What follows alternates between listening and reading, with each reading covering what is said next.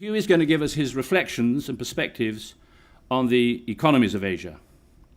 He joined the Aberdeen Asset Management Board in 2011 and is currently Managing Director of Aberdeen Asset Management Asia, the Aberdeen Group's regional headquarters. He's also Group Head of Equities, as well as a member of the Executive Committee responsible for Aberdeen Group's day-to-day running. He was originally recruited in 1985 to manage Asian equities from London, and since that time he's built the company into one of the largest managers of such assets globally, and one of the biggest, if not the biggest, investment management company invested in India, of which perhaps more along. Singapore employs more than 150 staff, while there are 65 or more investment managers stationed across the region, with offices in Australia, China, Hong Kong, Japan, Korea, Malaysia, Taiwan, and Thailand, and Hugh is in overall charge of that lot. Aberdeen's regional funds have won many awards for performance over the years, and Hugh is a regular commentator for the financial media, as many of you will know.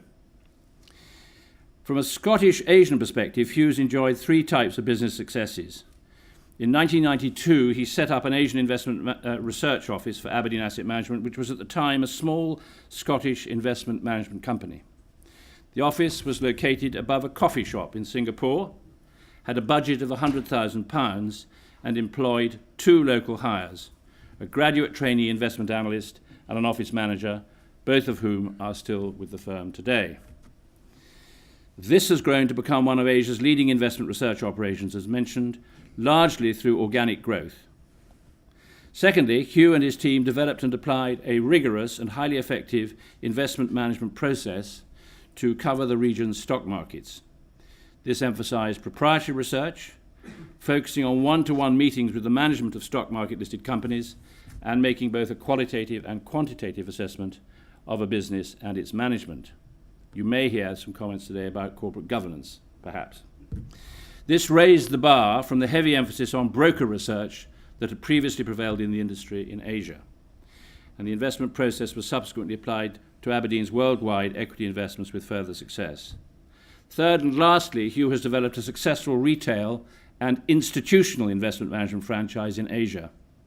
If you are a Singaporean worker with a pension savings plan or a large Asian government, monetary authority or financial institution, there's a good chance that Aberdeen Asia is managing some of your investment portfolio.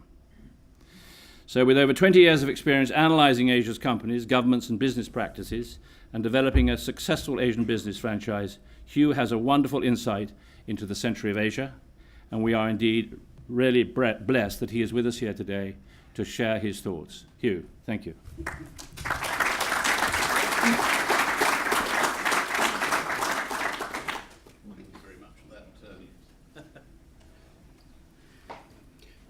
Well, welcome everyone. Thank you very much for that glowing introduction, Roddy. I think a few too many superlatives in that, and you've taken the wind from my sails, because I was going to describe in a sense what we've done over the last 20 odd years as part of my intro, but we can go on to that and other things. And thank you for bringing Singapore weather here, which is why I've taken off my jacket. It's bad enough for me to have to wear a tie. I don't even have a jacket in the office in Singapore. But Singapore deals with the heat a lot better than this part of the world. Usually it's icy cold inside. And I guess what I was going to talk about today is going to be maybe a little different from some of your previous speeches, because I thought that you've had here. I mean, I thought it wise to look up on the net, the beauties of the net and what it reveals us. And I saw people like Dominic Barton speaking here, and I thought, oh, crumbs, I've got to speak after Dominic. That's not going to be very pleasant, given his experience and skills at speaking. So I thought I wouldn't cover areas that he's covered, which from memory was an outlook for Asia, the growth patterns in Asia. I don't think I'd add anything of value as far as that's concerned. And I thought what might be of more interest, or maybe more interesting for me speaking about it, would be perspectives of my now 22 years based in Asia, and what's changed and what hasn't changed from a couple of perspectives. And then we can go in Q&A and the like, whatever you want to ask me if I have the answers, about Indian elections or indeed Indonesian elections. We've got a few other specialists in Asian investment in the audience who might know a lot more than me, so I might have to enlist some help from some of you when I get stuck on the answers. But anyhow, from our perspective, I've been, as Roddy mentioned, managing funds for Aberdeen now for nigh on 30 years, far too long, out of Singapore for 22 years. And things have changed quite dramatically. I was going to show you, I haven't bored you with too many slides, but this is a slightly slimmer version of me with slightly darker hair and slightly more hair. And this was our early days in Singapore, as Roddy says, above the coffee shop on the Singapore River, where you still had all the bumboats in the Singapore River. And to the right of me is our first employee, who in those days was our secretary. In the days one has secretaries. Eileen is still with us, for some strange reason, still with us 22 years later, and she is our regional office manager, so she's looking after 8 or 9, probably 10 now, offices in Asia, and we're just about to open one in Indonesia, subject to regulatory approval and the like. So it's come on quite a bit from the first 3 or 4 employees that we had to now it's actually over 200 in Singapore and 400 throughout the Asian region in the various offices, managing I guess around 100 billion US. And I've been overseas too long, and I tend to think in US dollars now rather than sterling. So my apologies. And we've seen a lot happen in Asia over those years. I mean, since starting to manage the funds, we've had various crises. Most in the audience will have forgotten the 1987 crisis, which was the first one I remember that hit very, very hard, where our fund values halved. And we had half the funds come out of the group, so that meant that effectively we ended up with a quarter of the assets that we had in whenever it was September by the end of December 1987. So that was fairly traumatic, and in many ways most crises have been rather insignificant in comparison. We had the Bearings crisis shortly after I landed in Singapore. Again, that's disappeared into the annals as a minor blip compared to the $8-9 billion fines that we see being levied today by regulators on financial players. So a few hundred million here or there was neither here nor there.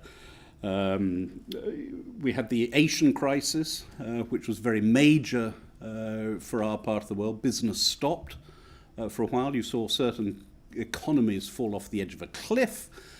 Korea, Thailand, Indonesia in particular, indebted companies who'd, again, due to lack of bond markets, had gone overseas to seek their money, lured by cheap borrowings in overseas currencies, primarily the US dollar, and then saw their world collapse in a matter of weeks as well.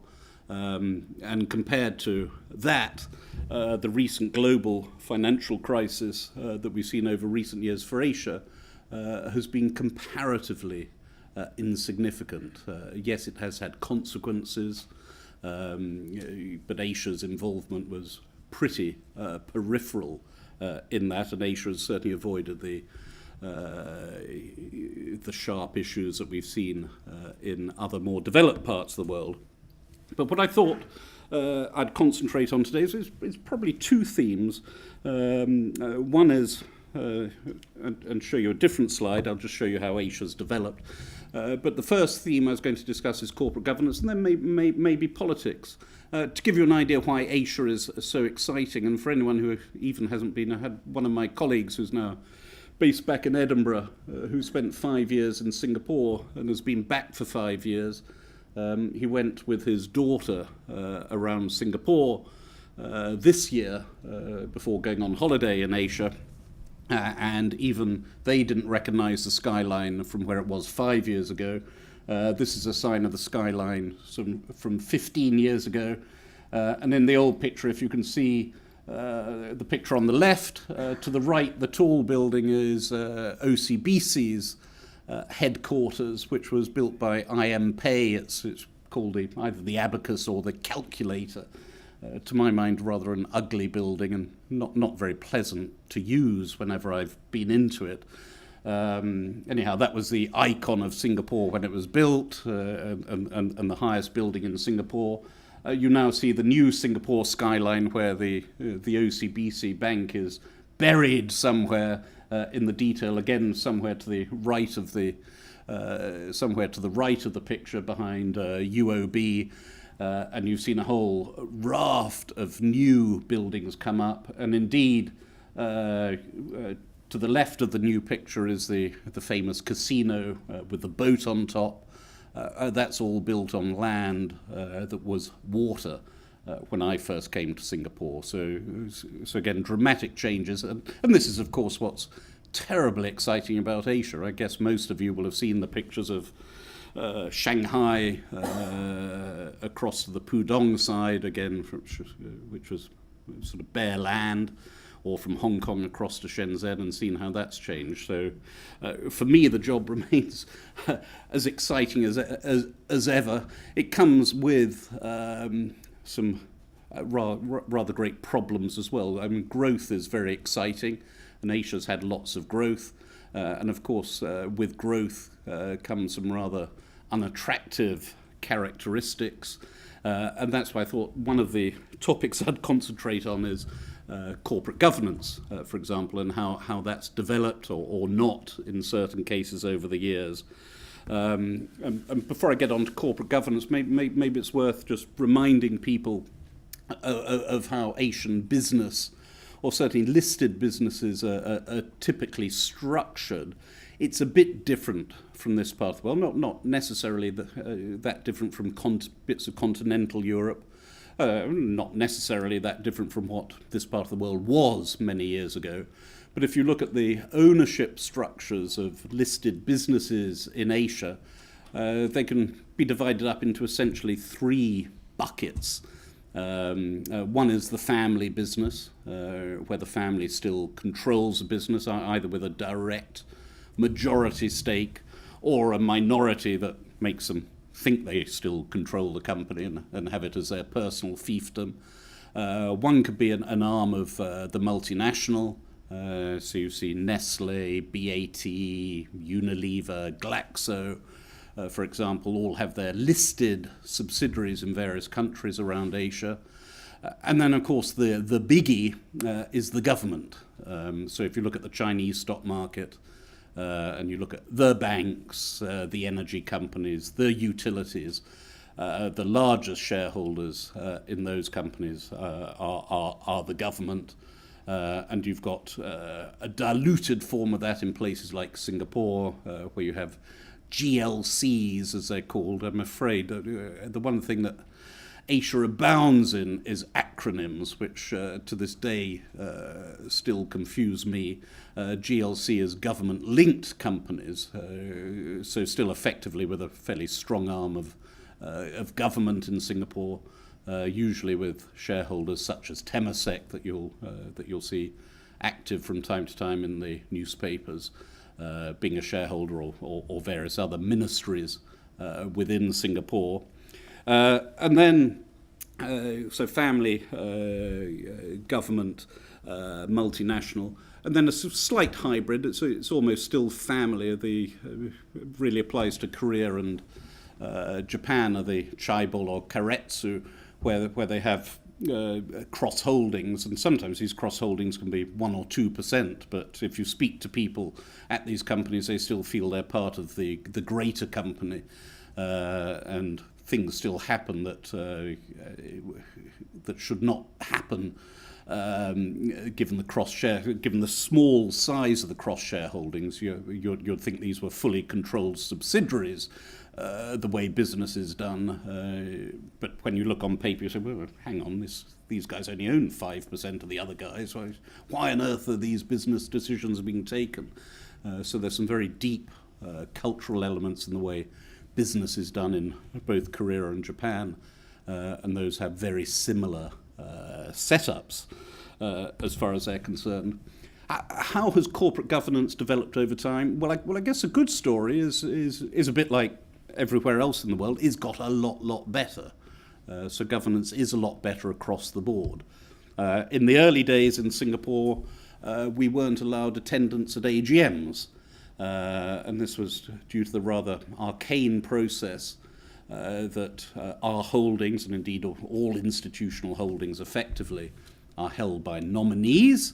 So it might well be Standard Chartered nominees, and they will hold stakes on our behalf, First State, Fidelity, all the other investors in the region. So they'll all be held at Standard Chartered nominees. And when it came to having a vote at a company, the nominee company would be given 3 proxies, one for the yeses to add up all the yeses, one for all the noes, and one for any abstentions or anything like that. So on behalf of possibly 100 investors, you'd have 3 proxies. And if you didn't have a proxy, you couldn't attend the AGM. So frequently, 20-odd years ago, we were refused access to AGMs. We could always vote, so that wasn't the issue. But if you wanted to meet the management and voice any concerns in front of the entire board, you weren't able so to do. That has changed. We now have the right to attend AGMs virtually across the region. And I say virtually. There is still, of course, one exception, and that is Japan, where this year, yet again, as fairly large investors in Shinetsu, which is a mere tiddler of a company at $25 billion and world leader in what it does, despite having taken all the effort, having been refused attendance the year before. Again, we sought power of attorneys and all sorts of things, and even then they wouldn't allow us attend the meeting because the shares weren't held in our very own name. Again, it was a nominee structure. To be fair to them, they were very apologetic and sort of almost unheard of in Japan. You had the president and so on come round to our office to apologise and to speak to us. But a highly legalistic view of corporate governance. That is being winnowed away, thank goodness. As I said, we are now attending AGMs right across the region. But it's been a long, hard battle. I think one of the silver linings in the dark cloud of the Asian crisis was that governments across the region put in various corporate governance programs, so particularly in the countries that had transgressed the most, so countries like Korea, for example, have a lot stronger corporate governance today as a result of the Asian crisis than they had before. Malaysia will surprise you, certainly has one of the strongest corporate governance codes in the region. I mean, obviously having a code and observing it and can be 2 very different things, but it is very impressive how the rules have changed and how countries have opened up.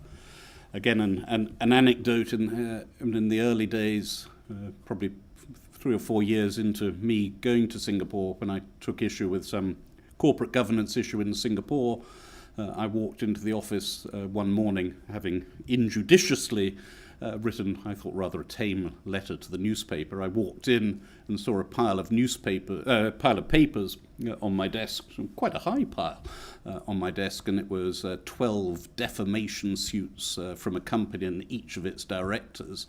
So people were certainly using a sledgehammer to crack a nut on the corporate governance issue many years ago. I think having had corporate governance codes forced on companies, there's been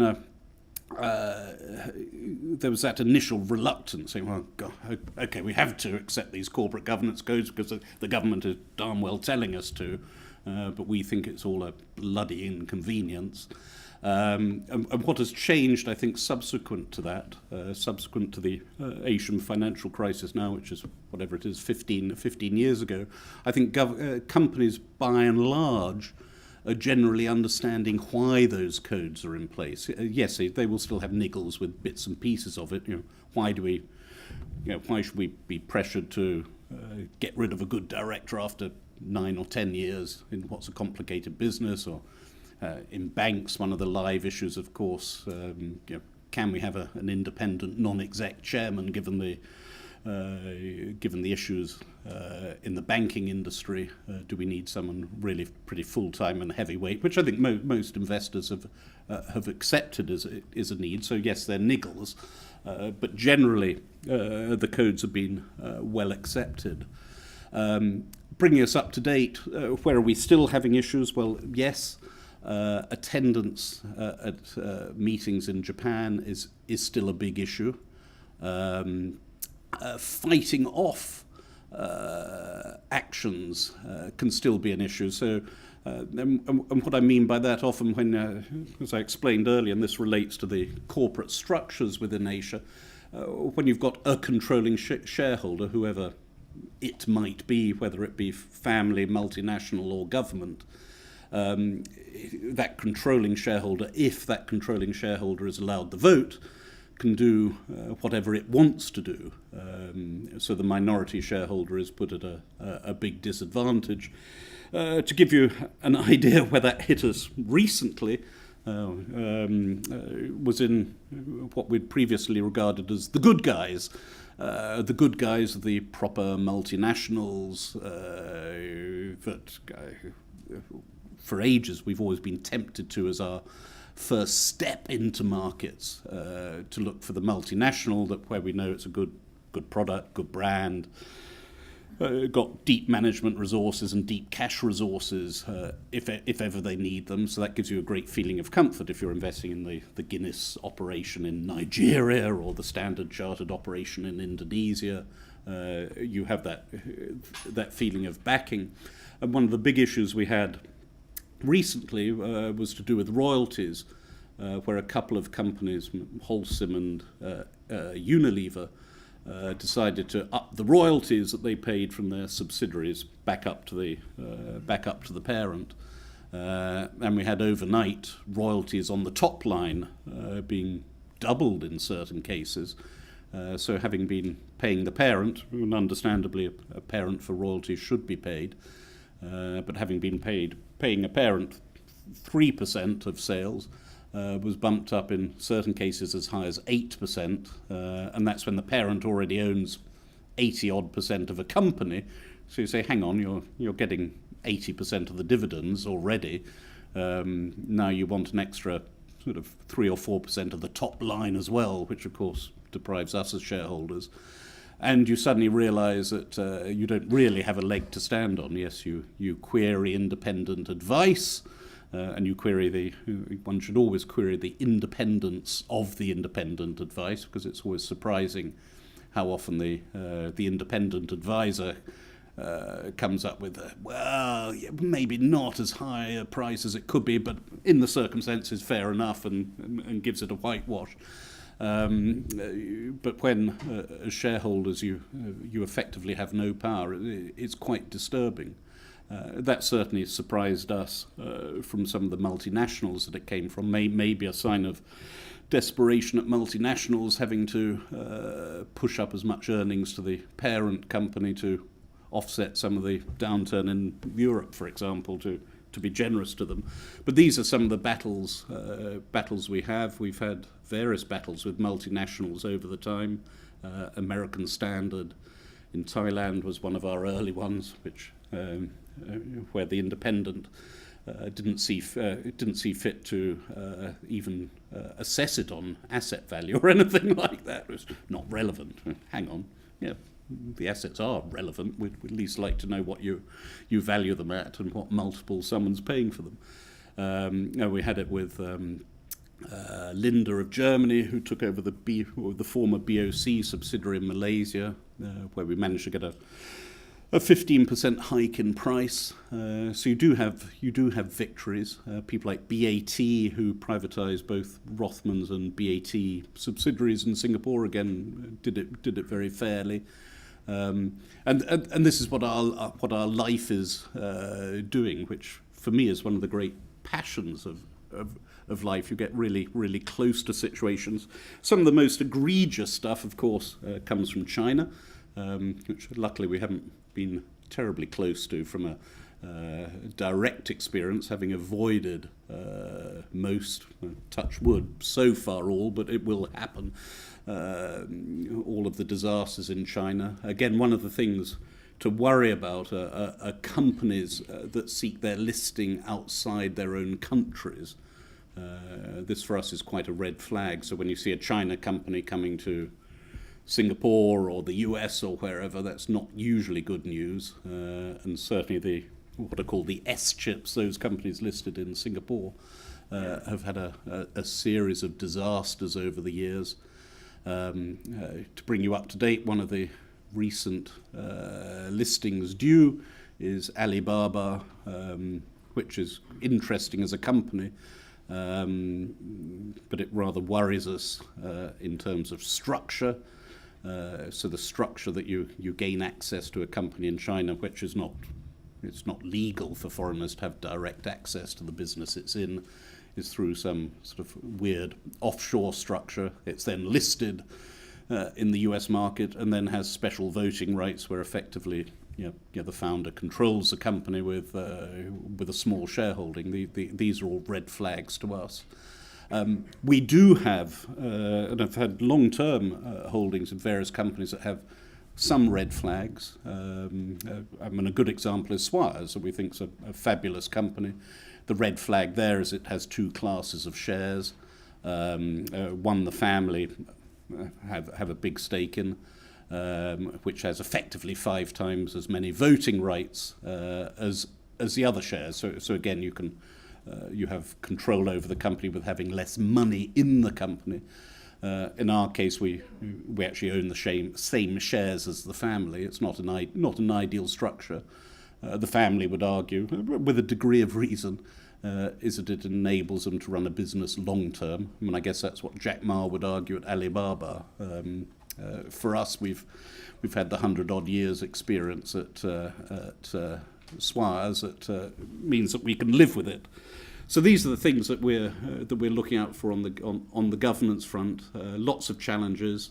There'll be still more shocking headlines. I mean, we've seen various listings in London, whether it Boomi Resources being the obvious one, which goodness knows why London fell for it. Well, I guess because nobody in Asia would really be involved with such an investment, given the pedigree of it. But it's astonishing how these things come round time and time again. So there's nothing one can do to avoid scandals or whatever in stock markets. But I guess part of me being here is to try and open people's eyes to them, and we try and battle, and we try not to be caught by too many of them. The biggest thing we were caught by was Satyam Computers. In India, one of these software companies where the accounts were falsified, and that's with the best will in the world. And after looking at that with the benefit of hindsight, we still couldn't find what we'd done wrong. And that's the only case where we've had that. We've lost money before and gone back through the history and discovered things that we've missed, and we should have seen that. There were these warning signs and so on. So that's been the benefit of our many painful experiences, has been learning lessons and trying to implement processes as a result. Anyhow, we will have more on corporate governance maybe later.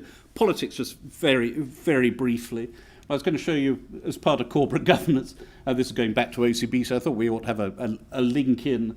This is the OCBC annual report, so they're the guys who are in that IMP building. It doesn't really just shows you 2 pictures, but gives you an example of how the reporting standards have changed. 60 pages, whatever it is, 20 odd years ago, 260 or however many pages this year. So the quality of information you're getting out of companies has improved dramatically.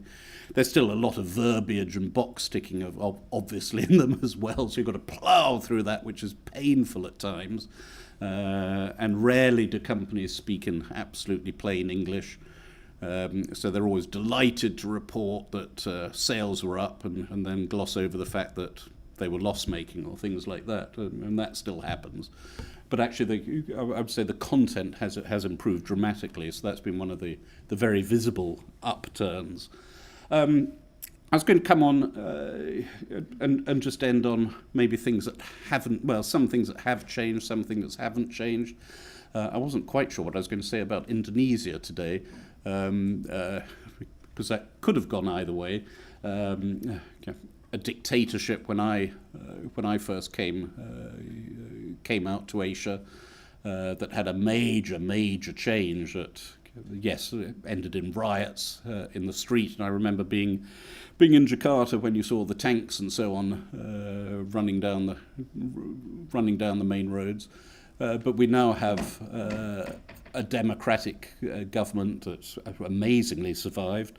And what's interesting, I think you've seen, touch wood, as of today, you've seen quite a highly contested election being accepted by the loser, when I think we're all slightly afraid that he might do something rather daft, given his military backing.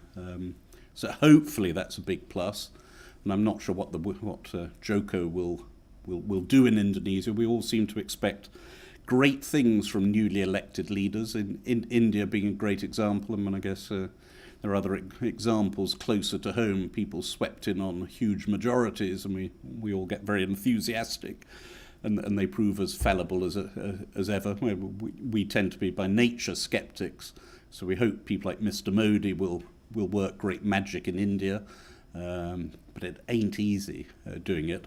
And I'm afraid some politics, as you see here, this is my closing slide, some politics remain gloriously unchanged. So this is Thailand over the years, sort of roughly the time I first came out to live in Asia in the early 90s, right on through. So you'd think it's a bit of a basket case. Strange enough, over the last 5 years, it's been one of the best stock markets to invest in.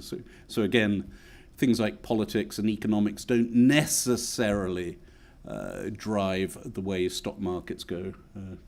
China, in the economic sense, being a prime example, with tremendous growth over the last few decades, but it's been bloody difficult to make any money investing in China.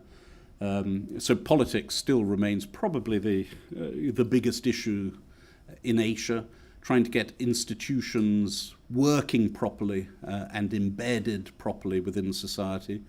Not many countries in Asia have been able to do that, and it's sad to see, despite the visible improvements across Asia, but it's sad to see how much money has been lost along the way, or stolen along the way, and I think this is the big task of Asia is really to get its institutions in order, whether it be the legislative bodies, the judiciary bodies. Education is a big issue right across Asia.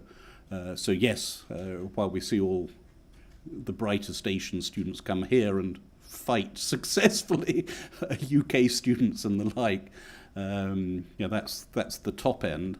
But at the bottom end in certain countries, there's still a long way to go. Which is why I'm still rather passionate about things, and why there's still so much to change and so much to go for. And with that, I shall throw it open. You can ask about stock markets, whatever you fancy.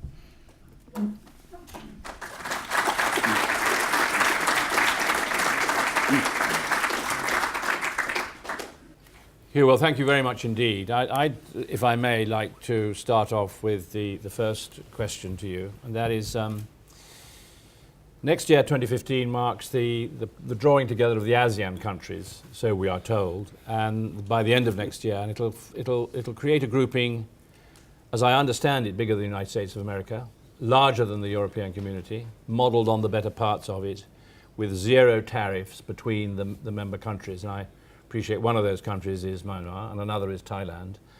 Could you comment on that and your view at Aberdeen about the potential that that provides for investors and for companies from, for example, Scotland and the UK wanting to do business in the ASEAN region? Yeah, that's a very good point. And just to say, the idea behind this has changed quite substantially over the years. I mean, I think in part by looking at the experiences of Europe. So talk of common currency that was quite loud 10 or 15 years ago is now very, very muted. So nobody's talking common currency. And as you mentioned, Roddy, we're talking about countries that, in many ways, at opposite ends of the spectrum of development or indeed politics. But say development, you've got Myanmar at one end, Singapore at the other end. So it is complicated. I think the big plus is that they seem to be doing it quite sensibly. So it's on a trade. What it will affect and has been steadily affecting over the years is trade, where the tariff barriers to trade have been coming down substantially. Although just from personal experience, moving things across border is still not that easy in Asia. Trying to get things across the border in Indonesia or somewhere like that is difficult. Singapore has very clear rules, and of course, being Singapore, very well organised, plays by those rules, and you can read all the rules on the website, and you know exactly what to do. Other countries, it's a lot more difficult. So I think it's a big plus in our particular area of financial services or whatever they are. We're talking about passporting of funds around the region. So in theory, you can sell a Thai fund into Singapore. A nice idea, but again, fraught with complications. Thank you. Right, questions from the floor. 2 points. Could you please say who you are, and could you please ask a question? Statements you can do afterwards if you want. And there are mics around, I think. If not, you can have this one. Stick up your hand. Any questions for Hugh? David Burrell at the back. Perhaps we'll take 2 questions. No, we'll take 3 questions. 1, 2, 3, and then we can remember the questions. You'll remember them. I'll try very hard to remember them, exactly. Yeah. David Burrell, Edinburgh Chamber of Commerce, although I hasten to add Unilever for 25 years, including Asia, but not in charge of royalties. The question is with regards to governance, and in particular looking at the Scottish businesses exporting into the region, particularly small and medium-sized businesses. What's happened with regards to the protection of intellectual property? Because one of the major concerns, particularly the medium-sized businesses, is the copying of brands and technology. And I just wondered what your views were as to how that has developed to give businesses here in Scotland more reassurance. Shall we take another question? Yep. Let's see if we can do 3. A holy trinity of questions. Yes, the lady here. Thank you. Your colleague. Ex-home team, I think. Pardon? Ex-home team. Ex-home team. And as you can say, you are? Hugh, Anne Fraser. Hugh, could you give us a flavour of the extent to which overseas investment in the region has changed over the years, and whether that's had some influence on the improvements in terms of corporate governance? And a third question? Do we have a third question at this stage? Gentleman, yes, Stuart. Stuart Leckie, based in Hong Kong with Stirling Finance. Question for Hugh. Hugh, if you had to set up a fund management operation in Asia today, would you go to Singapore or would you go to Hong Kong? Okay, thank you, ladies and gentlemen. Right, any order you like. The first was to do with intellectual property from David. Yes, and I'm probably the least qualified to speak on that, not being an intellectual property rights lawyer or anything like that. From what I see, it's got a little better, but you've got to be terribly careful. China in particular, many people have suffered from. And sitting in Singapore that has the laws, and Singapore being Singapore follows the laws and and implements the laws. You still quite regularly see companies apologising for violation of intellectual property rights in the papers. So generally the laws are in place, generally, but the observation and implementation of those laws is still a risk. I think that's a big fear, particularly we find with some of the leading edge Japanese or Taiwanese. I mean, this is in the area we operate, which is sort of the larger listed companies. When they put stuff into China, they're pretty paranoid about it, with a degree of reason. So I have no great words of comfort, but laws are being put in place, but it's still a major risk. And Anne Fraser's question about investment into the region. I think that's a good question, and I think the changing nature of fund managers has probably, and where the money is coming from, has probably helped. And in my early days investing, and to give you an idea, the first stock we bought in Indonesia was in 1987, and we still hold it today. Sadly not Unilever, but a close friend of Unilever, the Multi Bintang, the Heineken brewery. In those days, many of the Asian fund managers, sort of the international fund managers, yes, were from familiar international houses, but the way they ran their funds was fairly generally, again with some notable exceptions, very high turnover, just punting around the region, crudely. Well, Thailand's going up today, we'll put all our money into Thailand and then move around. And I think we as a community, again, generally, the exception of most of the domestic Chinese fund managers, who are still doing exactly that with 500% turnover per annum, but we as a community, I think, have got a lot better. Again, we've grown up, so some of the early players, sort of looking at myself and others in the audience, are still around doing the same job, and we've learnt often the hard way. And we have become a lot more professional. Foreign investors still now make up a large percentage of the market. The local big investors, often sovereign wealth funds, are following those foreign investors. So whether it be people like EPF in Malaysia, GIC in Singapore, are adopting similarly high standards. So I think a lot of pressure has been put on companies by investors, and in Asia, someone maybe ought to get to speak, maybe not directly after me, but later, from Asian Corporate Governance Association have done a great job, and a lot of these standards have been driven from outside. If you look at Japan, the latest papers have been put up generally by foreign companies. It's still very disappointing that very few Japanese investors will sign up. And it's just astonishing how often, with corporate actions in Japan, local pension funds just roll over. So still, and I'd say a lot of the drive is coming from overseas fund managers such as us, such as First State. Stuart Leckie's question, Singapore or Hong Kong?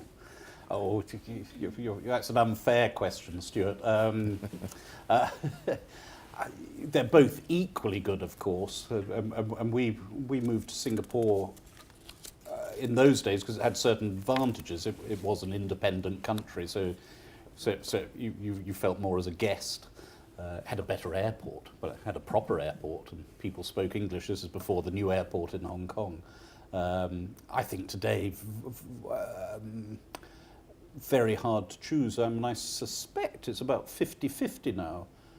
When we moved to Singapore, we were one of the first of the new wave, and Singapore was a fairly insignificant financial centre, certainly for asset management. It's probably an easier place to live, certainly if you're my vintage with family. If you're a bright young thing, Hong Kong still has the lights.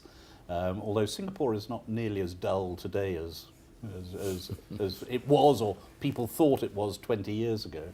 And from a regulatory framework either, and obviously Hong Kong's a way into China.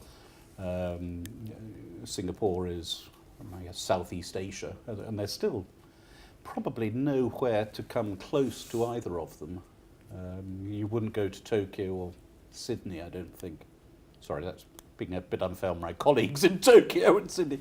But to base an international regional operation, I mean, I think it has to be either Hong Kong or Singapore. Did you get your answer, Stuart, or not? Sort of, I think.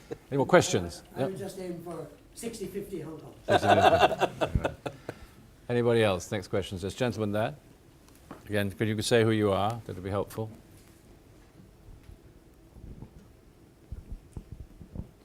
Hi Hugh, it's Cameron, MBA student from University of Edinburgh. Just picking up on your comments on Shinetsu in Japan. We're seeing the pendulum swinging in Japan with the Abenomics reforms in the third arrow from a community firm model, stakeholder model, to more of a shareholder-friendly model, or so it seems. Could you give us some, enlighten us on the changes there? You know, is it just hot air? Is it believable? Does it make you want to invest in Japan more? That's a good question. I'm not sure I know the answer exactly.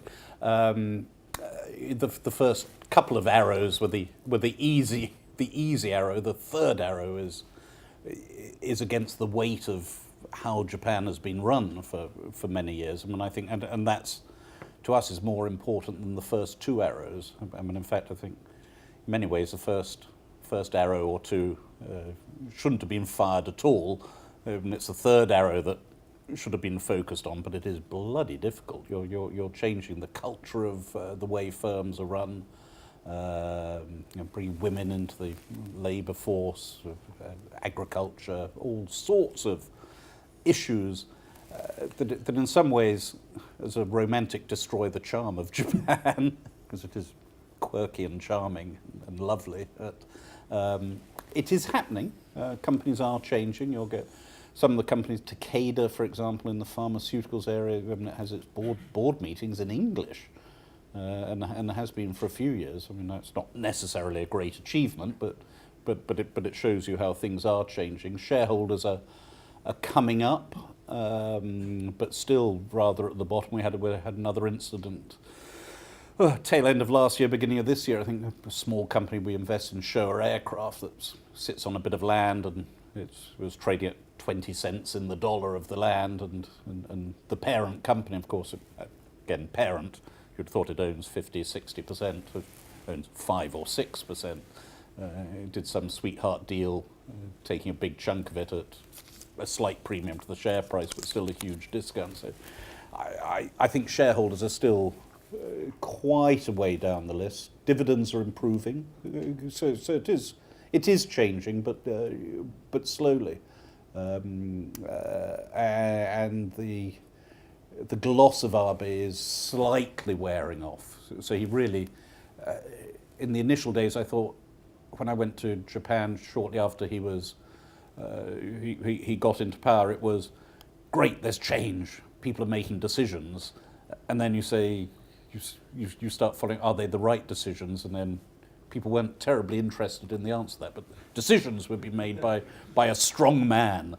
And again, one has worries on certain other things, whether political conflict in the region. But he's quite aggressive and could do some very good things. So a bit more encouraged would be the answer. But of course, as ever, from a stock market point of view, shares soar on expectations, bit like India, and then settle down, and they think, oh, is it really going to happen? And then that's probably where people like us step in. Let's turn to India. What is your view on Modi, and is he going to be able to achieve some of the things that people hope he is, or is he going to founder on the rock of Indian bureaucracy? Somewhere in between. I think he'll achieve some of it. It's a very welcome, the personality is a very welcome break from certainly the horrors of Congress and the like. But India is not an easy country. It must be one of the most difficult countries. In which you are sizable investors. Yes, in which we're sizable investors. It's got some great companies, almost despite what the government has done. So where the government hasn't interfered, IT services, some of the pharmaceuticals, and it allowed all these modern banks to be set up because State Bank of India and others were so hopeless. And some of these companies have done some really great things, but not because of government, it's despite government. Gentlemen, a question here. 1, 2, 3, 4. Right, let's start at the back and work forward. We'll do it in pairs, okay? The first is the gentleman sitting next door to David Birrell. 2, and then there's another brace here. Right, say who James you are. Brodie from the China-Britain Business Council. You mentioned it's a difficult place to make money, China. I wonder how much of that is down to to use your own acronym, GLCs in China, and how much is that down to the prevalent, perhaps English language is less prevalent in China, and do you think having a large local staff there might be one way to mitigate some of that difficulty that you've perceived there? Thanks. Good. The next question was here. Gentleman here.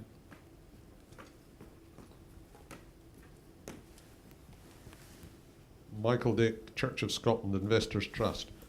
My question really follows the theme on China. I mean, you mentioned it hadn't been a particularly good market in recent years, but I mean, given the significant ongoing changes that are taking place there and China's influence in the region, how do you perceive the outlook over the next 5 years? So 2 Chinese questions. James, yours the first. Yes, certainly. Being able to speak is extremely important, I would say. At the top level, it's the standard of, certainly that we come across, both business people and government officials is very, very high. And for what we're doing, that's sufficient. We have a small operation in Shanghai, staffed by Chinese, mainland Chinese. But doing anything proper in China, I think does require language skills, but it's not necessarily a terribly even playing field.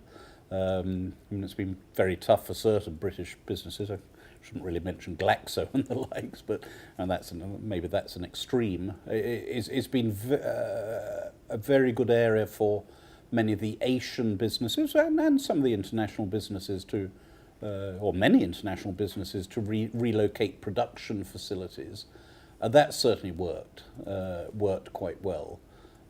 So people putting factories into China, which has been the great boom for the last decade or two, albeit that's come under pressure due to labour costs. I think competing with some of the local Chinese businesses is very tough. So setting up your own business in China to compete in China is tough. Selling to the Chinese, if you're the Australian ore producer or whatever, or expensive handbags, well, not so good today, but has been a good business. But actually doing business direct in China is tricky. And one of the tricky things is drawing up a contract. I mean, it's as simple as that. And any disputes, how do they get settled? So the law is not terribly clear in China, and as we see from various newspaper reports, it tends not to favour the the overseas party.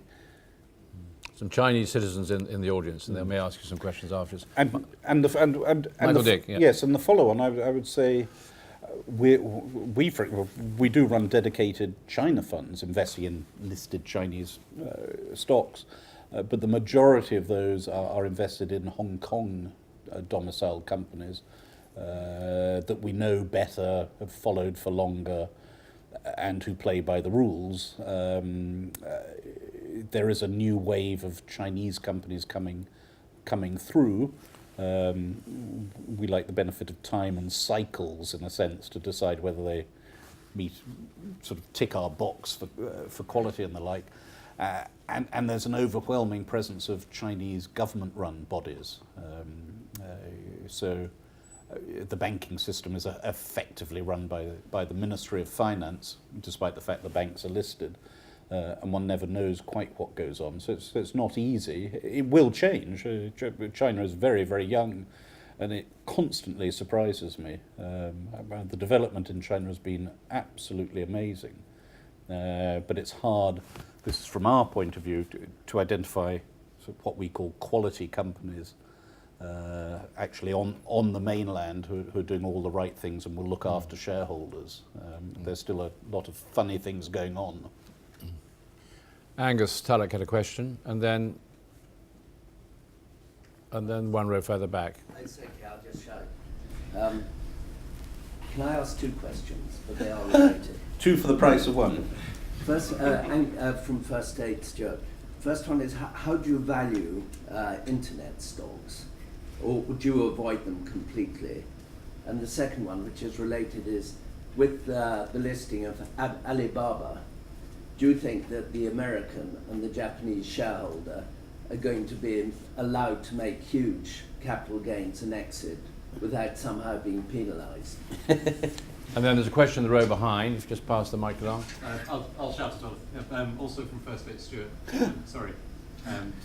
Double barrel. There you go. I was going to ask if you wouldn't mind maybe sharing with us 1 or 2 more war stories, but where the hindsight fund wouldn't have made the mistake, and whether you think there are any sort of mistakes that you and your team repeat in terms of types of mistakes. Okay. Asking you to bear all, I see. I'm very, very happy bearing all. I guess dealing with Angus's first questions, bloody hard for us the way we invest to value internet stocks. So they are not naturals in our portfolios. I'm just trying to think if we, I don't think we have any in our Asian portfolios. In one sense, it's quite easy for us to say no, because certainly if you're looking at the Chinese internet stocks, it's sufficient to say the legal structure into them, the VIE structure, is enough to put us off. And then if you look at the specifics of Alibaba, actions that Jack Ma has taken against Yahoo in the past and some of the things he's doing transferring businesses around are enough to put us off. So that's easy. But Alibaba's an easy one for us to be cautious of, and I wonder, will the American, Yahoo's had a tough time in the past from Alibaba. Will they be, and I suspect they might be able to monetize it, but good luck to them. He's not an easy chap to deal with by all accounts, and I don't know him, but just looking at some of the past transactions. So that won't be top of our list, but as you rightly say in your first question, we won't have a long list in internet stocks anyhow. We're rather plainer vanilla people that like to see current cash flow, so we wouldn't have invested in the Amazons of this world. More fool us. We try and make it as clear to our investors the way we are, and if you want something else, mix us with someone who does things a bit differently. So we're not totally bricks and mortar. We have quite large holdings in Indian software companies, for the IT services companies, for example. But next to nothing in internet.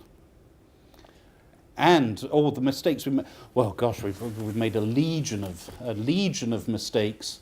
I like to think we've learnt lessons from all of them. As I say, the biggest value mistake we've made, if you like, was Satyam, that we didn't learn anything from, and when even doing retrospective analysis, we didn't learn anything from, which is frustrating.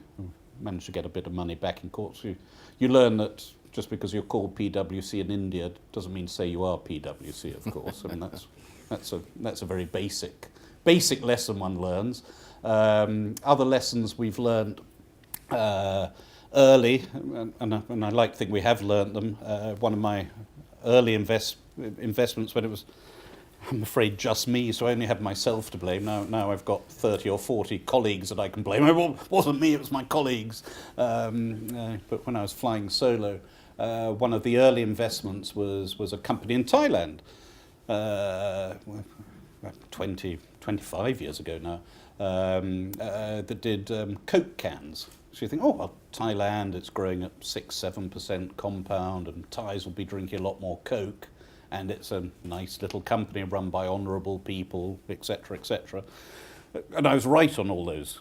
I was right on all those fronts. Thailand actually grew a bit faster than one was expecting, and the people were honourable. Basic mistake was missing out margins. It had a 30% net margin making cans. And then you realise the market becomes a little more competitive and people come in and do it a bit better, more efficiently, and the margin goes from 30% to 3%.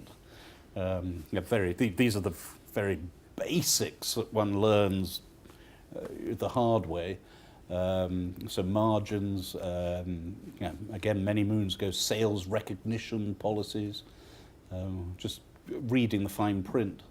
And I think probably the most important thing for us, and I would recommend to any investor, I'm sure most do it, is just follow the money through the company in very simple. So, this is what you make, this is what you sell. Can you just explain how the money flows and then how it flows through the profit and loss, and then how it sits with the balance sheet? And probably the most important lesson we've learned over the years, that I've been implementing luckily for years, has been the importance of a balance sheet. So the balance sheet and financial strength of the foundations on which a firm is founded. Because there will be a terrible year for whatever reason. It could be SARS, business stops. It always hits you by surprise. Massive devaluations, crises, coups in Thailand or whatever, and then to have that financial strength is absolutely important. So we've made lots of horrible errors over the years. I like to think we've learnt. Does one ever learn all one's lessons? Are we all? We're still all tempted, maybe, or seduced by the great story, and I think you've always got to pinch yourself, because people like us and like you guys, we have lots of charming ladies and men knocking on our door, seeking our funds with some great stories, and how they're going to make you lots of money, and that's part of the passion. And if you aren't passionate about these things, it's a shame. But sadly, you've got to just employ some disciplines, which we try and do, don't always succeed. I think that may be a wonderful, wonderful note to end on, unless anybody's got a really pressing question they feel they haven't been able to ask. Good, okay. Ooh. There is. Last one, definitely. Jump again for a sec. Do you think the listing of stock exchanges on stock exchanges has helped or hindered governance in Asia? Ooh, certainly hasn't helped. It's a conversation we have regularly with people like Magnus Bocker, who runs the Singapore Stock Exchange, and they can have two very different agendas. It depends what the stock exchange does. If it's just a place where companies are listed and a mechanism, and I guess not necessarily good or bad, but of course stock exchanges are also, well, in SGX's case, Singapore Exchange can be regulatory bodies, should have standards, so I'm not intellectually in favour of it because it blurs the lines. Again, if people want to read some interesting stuff, David Webb, who was on the board of Hong Kong for a while, has some very interesting stories. It's Webb with two B's. You'll find him on the internet and write some very good stuff about what goes on. So you have some great vested interests. You have it in London, everywhere. I'm afraid to say, I suspect whether listed or not at times, we want to be bigger and better, and size matters, and quality doesn't, and that can be the undoing of, at an extreme be the undoing of financial markets. But then you look at all the classic things that have happened for hundreds of years. Financial markets seem to survive and go on, and they don't learn the lesson, of course. Hugh, thank you. Well, that was extremely interesting. Sort of it's cautionary tales for professionals, for fund managers, like cautionary tales for children. A very, very interesting insight, I think you would all agree, into the opportunities, if you're an optimist, or the challenges and problems, if you're more of a pessimist, of doing business in a hugely important part of the world, with which is where I came in. You know, we're all about getting people to understand that. And it's not as if many, many people haven't set forth from this part of the British Isles to go and make their mark in many of the stocks, actually, we've been referring to in Asia. And our contention is that this is wake-up time. And we hope that we can effect a generational change and get some of the younger people in this audience and those that are not here to re-engage with this part of the world. Just quickly to talk about things that we're going to be doing in the coming weeks before I close and thank you again. As we all know, the games are on, starting shortly. We are, those of you who know Glasgow, in the North Rotunda, standing up what we call the House of Asia. It will be a place where people from the Commonwealth countries will meet around Asian themes. The Asia Scotland Institute team have been working like slaves to make this thing happen. We're not allowed to mention the Commonwealth Games in any published material, so we just advertise the beer that's going to be available there and the whisky. But I can tell you the Scots Guards Association Pipes and Drums will be launching the thing with Pipe Major Jimmy Banks on the 26th. That's Friday. And there's a lot going on before and after that. So if you're in that part of the world, drop in, we'll see you and make friends. After that, we are getting geared up for a big conference in October, which is going to be called Building Bridges. It's connecting Scotland with its diaspora, if you like, or its international community. Depending on how you look at it, there are 5.4 million people in this country, and the diaspora, either by blood or affinity, is 50 million. And we will be working with the Royal Bank of Scotland, Jaguar Land Rover, we hope Google and Facebook and others, to deliver, after the conference on the 15th and 16th of October, an internet-based database that will connect people who feel Scottish around the world with each other for social networking purposes, but also, for those who don't opt out, this is a route to market for people with Scottish products and services directed at those who will be, I suppose, have a predisposition to look at casting a friendly eye on something coming from Scotland. And this is part of our continuing mission. We will be doing something soon on Japan, which Ed Thompson is working on, and we're looking at other parts of the world like India going forward. So whatever happens in the middle of September, it doesn't make any difference to the fact that in this vast area of the world, there are huge opportunities for people from here to do business as their forebears did.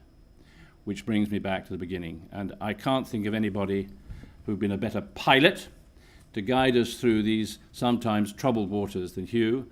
Immensely grateful to him and to Aberdeen Asset Management for releasing him to us today. We've learned a great deal. He is going to be around for a little bit because we're wheeling him out of here in about 15 minutes to a lunch, which Anderson Slathern are very kindly hosting.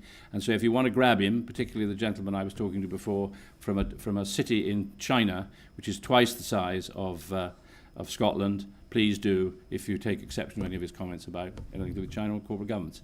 And on that note, we hope to see you at our next event soon, so follow our website. Ladies and gentlemen, thank you. And Hugh, a big thank you to you.